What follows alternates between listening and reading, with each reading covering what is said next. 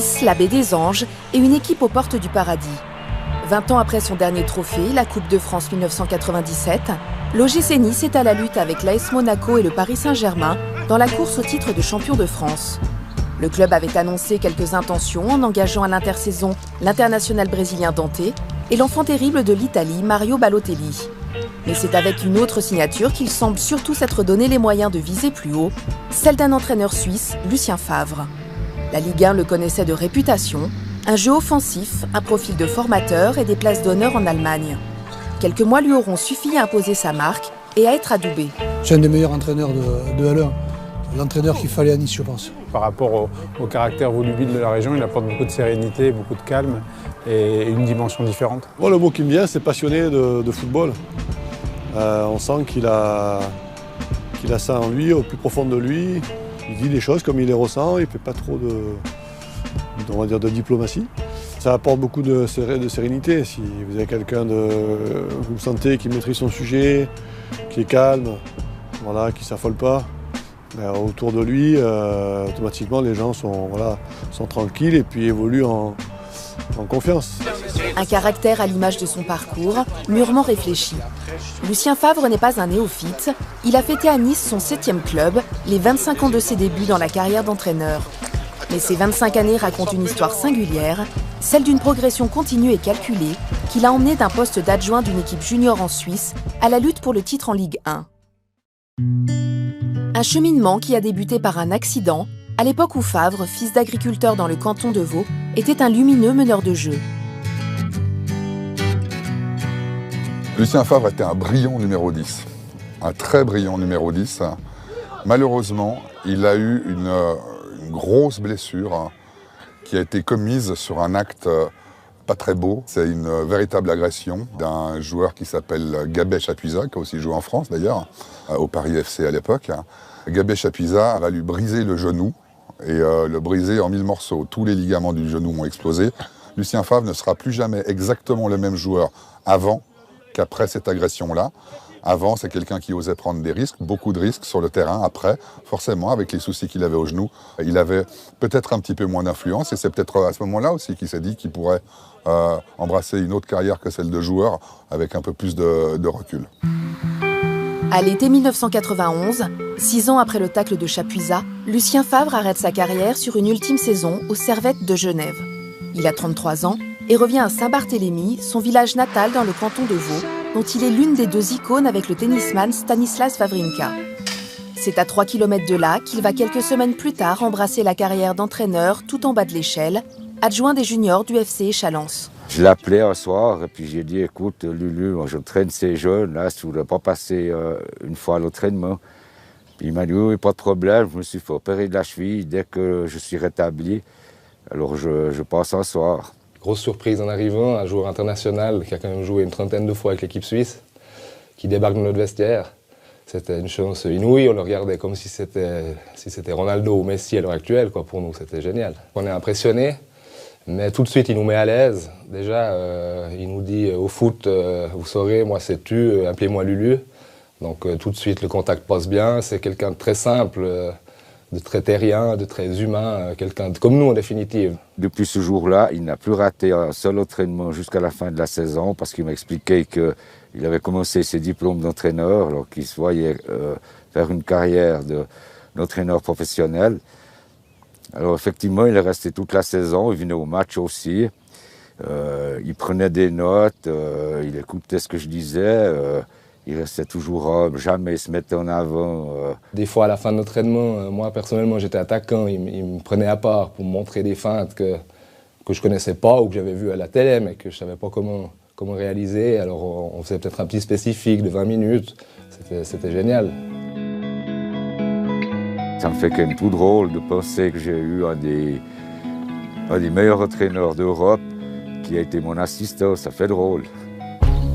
Pendant 2 saisons, il participe à des séances d'entraînement sur un terrain pentu, avec un dénivelé de 3 mètres entre un but et l'autre, et prend ses marques dans la fonction d'entraîneur. Mais très vite, l'ancien international va avoir l'opportunité de parfaire son apprentissage dans les catégories supérieures. Le formateur va alors pouvoir découvrir une autre facette du métier, les responsabilités absolues, et commencer à mettre en pratique sa méthode. Le choix Favre, une évidence pour le club. Je venais d'avoir un entraîneur qui avait fait 3 saisons. Je sentais qu'il y avait une certaine lassitude entre les joueurs et l'entraîneur. Et là, je me suis approché de Lucien Favre, qui était à l'intérieur du club, qui voulait parfaire sa formation. Donc, il a été d'accord de prendre cette équipe.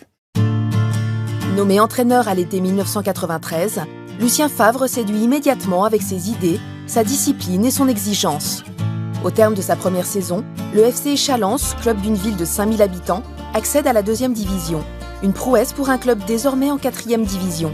Ces causeries étaient toujours extrêmement basées sur la tactique, très précis. On savait tous exactement qu'est-ce qu'on devait faire, par exemple sur les balles arrêtées ou sur les phases défensives. La même chose, les défenseurs étaient au millimètre, on peut dire. C'est exigeant, mais quand tu as la chance de pouvoir apprendre avec quelqu'un comme Lucien, tu fais pas la fine bouche. Quand on voit que maintenant il entraîne quand même une équipe qui est 3e dans le championnat de France, des gars comme Balotelli ou Dante, on se dit que, entre guillemets, il a un peu commencé avec nous, C'était pas forcément un entraîneur facile pour le président parce que après chaque match, j'avais un téléphone avec lui puis il me disait où c'est qu'on pourrait améliorer nos structures, nos équipements. Et je dirais très honnêtement, c'était des fois pénible parce qu'il avait tout le temps quelque chose à nous demander pour améliorer. Jamais pour lui, mais pour l'équipe. C'est un perfectionniste et ce perfectionnisme, il le poussait aussi dans ses requêtes vis-à-vis du comité. Ce perfectionnisme, c'est aussi ce qui le poussera à partir. En 1995, au terme d'une saison où Échalance ne parvient pas à faire de miracle en D2 et se retrouve relégué, Favre décide de se lancer un nouveau défi.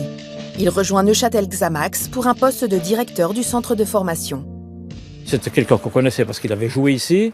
On connaissait aussi ses aptitudes en matière de formation, ce qui était très important pour notre club. C'était un mordu de football, un homme correct. C'était un très bon éducateur avec les jeunes. Quand il a décidé de venir recruter, je peux vous dire que tout le monde était heureux. À Xamax, ce qui l'intéressait aussi, c'était de découvrir le fonctionnement interne d'un club.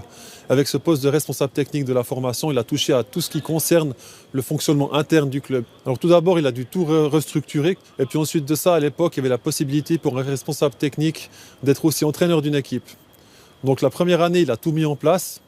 Et ensuite, quand le concept de la Fédération suisse a été lancé en 96, là, il a pris l'équipe des moins de 18 et moi, je l'accompagnais comme assistant. Il montrait aux joueurs, écoutez les gars, aujourd'hui, on fait une passe à 3, on fait une combinaison à 3 et chaque fois, il montrait ce qu'il voulait.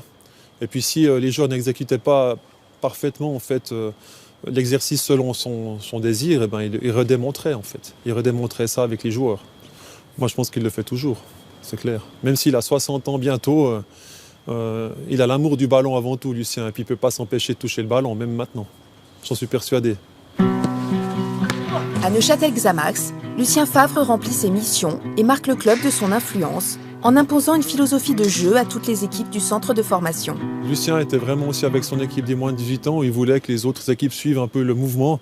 Et là, c'est vrai que le Nice que vous voyez aujourd'hui, c'était un petit peu ce qu'on avait à l'époque déjà, cette volonté de jouer au ballon, cette volonté de ressortir proprement les ballons depuis derrière. Un football patient, un football si possible au sol. Et tout ça, c'est des impulsions qu'il a données aussi aux autres entraîneurs. L'histoire était partie sur d'excellentes bases, mais l'aventure de Lucien Favre à Neuchâtel s'achèvera en 1997, bien plus tôt que ne le prévoyait son contrat. L'entraîneur en place, qui était Gilles Bergrès, un Alsacien ici, quittait le club à la fin de la saison. Et puis, on a cherché un entraîneur. Lui, il était déçu parce qu'il n'a pas été choisi. Il savait que l'entraîneur de l'époque quittait à la fin de saison. Moi, le connaissant, je lui ai dit, mais écoutez, vous auriez pu me dire que vous étiez intéressé au poste, vous n'êtes pas porté candidat pour la première équipe. Et puis, il était un peu fâché. C'est un immense regret parce que j'étais persuadé qu'il allait faire une belle carrière chez nous, encore une ou deux avec la formation peut-être, puis pourquoi pas plus tard prendre la première équipe. Mais si Lucien Favre ne veut pas brûler les étapes, il ne veut pas perdre de temps non plus. Il était temps dans son esprit de reprendre en main une équipe première dans un monde professionnel.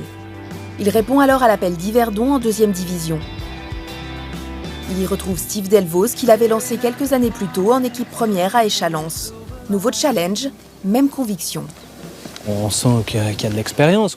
Par contre, toujours sur la même ligne de conduite, de ce professionnalisme, du détail qui fait avancer une équipe, avancer un joueur. C'est la nature à Lucien et Lui, quand il fait quelque chose, c'est la perfection, autrement il ne fait rien. Ouais, c'est son tempérament, c'est son caractère. Ouais, s'il prend une responsabilité, s'il prend un truc, c'est pour le faire comme il faut. Déjà comme joueur, j'avais bien vu que c'était un personnage qui avait quelque chose de plus que la normale. C'était un méticuleux. Dieu merci, j'étais plus jeune qu'aujourd'hui. Il arrivait des fois, après des matchs difficiles, qu'on passe une bonne partie du dimanche soir au téléphone pour échanger, pour trouver les solutions pour le match suivant, savoir ce qui n'avait pas fonctionné. Donc on échangeait encore et c'est vrai qu'à certains moments, c'était assez lourd. Ce que j'ai toujours adoré avec lui, c'est qu'on travaillait tellement la semaine, on savait tellement ce qu'on devait faire, tactiquement on travaillait beaucoup, c'est que le week-end, la théorie d'avant-match, il n'avait pas besoin de nous dire grand-chose. Dès l'instant que la porte du vestiaire était fermée, Lucien Favre, chronomètre en main, silence absolu dans le vestiaire, rien, le silence. Aucun échange, et 15, 20 secondes ou 30 secondes avant la fin de la pause, puisqu'il avait son chronomètre dans les mains, il donnait les directives pour la deuxième mi-temps. Et je pense que c'était une chose qu'il souhaitait marquer, c'est-à-dire apporter en priorité un calme, quelle que soit la situation. La méthode Favre est validée par les résultats. Alors qu'il avait hérité d'une formation fragile à son arrivée au club en 1997, le technicien conduit l'équipe au titre et à l'élite 2 ans plus tard. Sous ses ordres, le promu confirme la saison d'après en obtenant le maintien. Lucien Favre peut partir poursuivre son ascension. Il signe aux Servettes, mais n'oublie jamais de se retourner. Un exemple, ce dîner de soutien au club prévu le 16 mars prochain, pour lequel il a fait envoyer 2 maillots dédicacés. Je crois qu'il ne nous oublie pas. Il n'a jamais oublié ses clubs. Chaque fois qu'il a... Et même dans les émissions de télévision en France, il dit « mais je suis suisse, j'ai joué à tel endroit et puis j'ai entraîné Xamax, Yverdon, même Échalon, donc c'est bien pour lui. Pour nous aussi, ça nous fait beaucoup de pub. » Avec le Servette, il gagne la Coupe de Suisse et découvre la Coupe d'Europe. Là encore, une fois des résultats obtenus, il s'autorise à viser plus haut.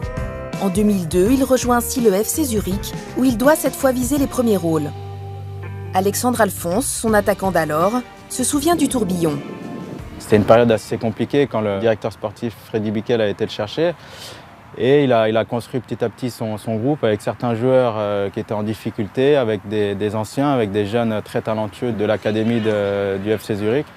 Il a réussi avec sa passion, avec son travail à créer quelque chose de quand même incroyable à l'époque. Et voilà, le résultat, c'était 2 titres en 2 ans de champion de Suisse.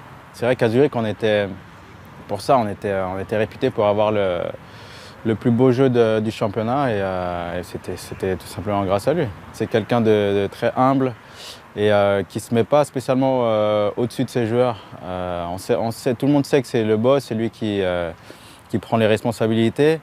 Mais voilà, il ne vous le fait pas plus sentir qu'autre chose. Il nous disait toujours, voilà, moi je suis là il est là pour nous faire progresser. Il a le calibre pour entraîner dans des grands clubs européens, ça c'est sûr.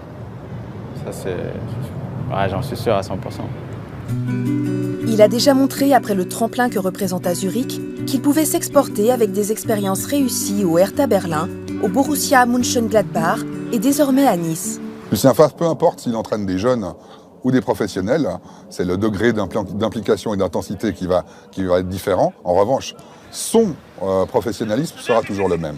Et c'est quelqu'un qui est droit comme un i sur ça. Il aurait pu immédiatement prendre des propositions bien plus élevées et d'autres ne se sont pas privés de le faire.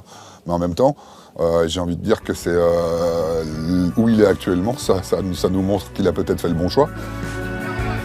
En ce début d'année 2017, l'OGC Nice peut tout autant s'en féliciter. Ce que je pourrais dire, c'est que ce qu'on voit, ce qu'il fait avec Nice actuellement, je suis persuadé que ce serait difficile de trouver un entraîneur dans le monde actuel qui serait capable de faire plus de points avec cette équipe. Mais Favre, le perfectionniste, continuera toujours de regarder vers le haut.